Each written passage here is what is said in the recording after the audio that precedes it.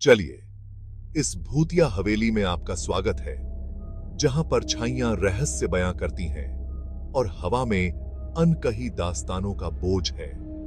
आज मैं आपको इस प्राचीन हवेली के गलियारों से होते हुए एक रोंगटे खड़े कर देने वाली सैर पर ले जाऊंगा।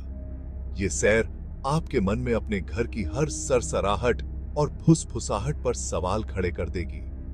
ये कहानी भारत के दिल में लोक कथाओं में सराबोर एक छोटे से गांव से शुरू होती है। ये हवेली जो कभी एक आलीशान ठिकाना हुआ करती थी, अब वीरान खड़ी है, एक भयानक खामोशी से घिरी हुई। किंवदंतियों के मुताबिक इस हवेली को एक धनी व्यापारी ने एक सदी पहले बनवाया था, लेकिन इस ऐश्वर्य के नीचे एक काला रहस्य दबा हुआ था।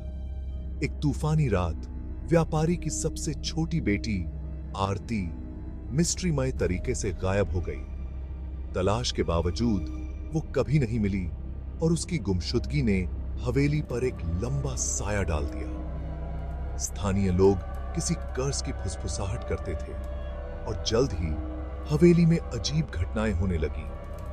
आगंतुकों ने खाली गलियारों में गूंजते कदमों की आवाजें, हल्की हल्की रुआंसी आवाजें और सफेद साड़ी में एक भूतिया आकृति की झलकियां देखने की खबरें दी। जैसे जैसे साल बीतते गए, हवेली जीर्ण शीर्ण होती गई। रोमांच चाहने वाली बहादुर आत्माओं के अलावा सबने इसे छोड़ दिया। लेकिन सिर्फ आरती की आत्मा ही नहीं है जो इस जगह को भूतिया बनाती है।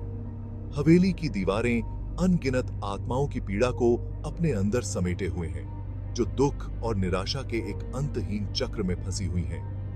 जिन लोगों ने यहां एक रात बिताने की हिम्मत की, उन्होंने ज्वलंत दो स्वप्नों, अपनी टखनों को जकड़ते ठंडे हाथों और खौफ की एक भारी भावना के बारे में बताया, जो उनके जाने के बहुत बाद तक बनी रही। एक ऐसी ही बहादुर आत्मा थी रमेश, एक शंकालू जो इन मिथकों को झूठा साबित करने के लिए दृढ़ था। एक टॉर्च और अपने साहस से लैस होकर उसने हवेली में प्रवेश किया।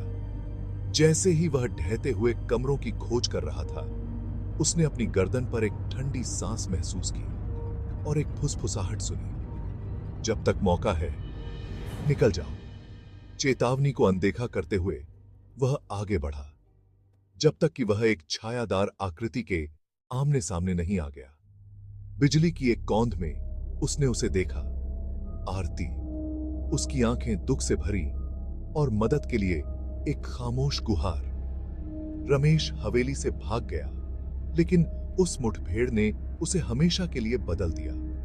वो अलौकिक शक्तियों में दृढ़ विश्वास रखने लगा और उसकी कहानी ने हवेली की भूतिया विरासत में एक और परत जोड़ दी। तो अगली बार जब आप कोई भूतों वाली कहानी सुने, तो इस भूतिया हवेली को याद करें। कभी कभी सबसे डरावनी कहानियां वो होती हैं जो शायद सच हों। इस रोंगटे खड़े कर देने वाले सफर में मेरे साथ शामिल होने के लिए शुक्रिया।